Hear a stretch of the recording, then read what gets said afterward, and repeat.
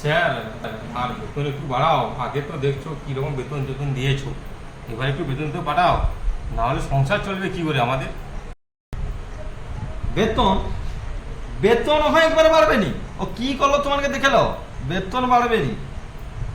Sir এক কাজ করুন, প্রত্যেক দিন বিকেলে 5টার সময় আমাকে ছুটি দিয়ে দিন। প্রতিদিন বিকাল 5টায় ছুটি নিলে তুই কি করবি? কেন, প্রত্যেক দিন হচ্ছে 5টা পর থেকে আমি রাত 12টা অবধি টোটো চালাবো।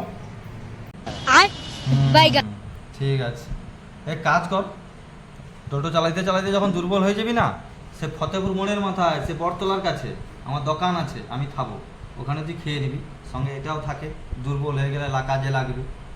স্যার, ওটা তো নিজে খাবো তো স্যার। হ্যাঁ হ্যাঁ, সব ফ্রিতে খাবি, দোকানদারও আমাকে সব মালপত্র সব ফ্রিতে দেয়, আর তুইও ফ্রিতে খাবি। আমি ফুটে চাইছুন বাড়ি হয়ে যাই, সালা কাইনু যে সব স্টাফ পাই রে, আমার কপালের দোষ, কপাল সব আমার কপাল।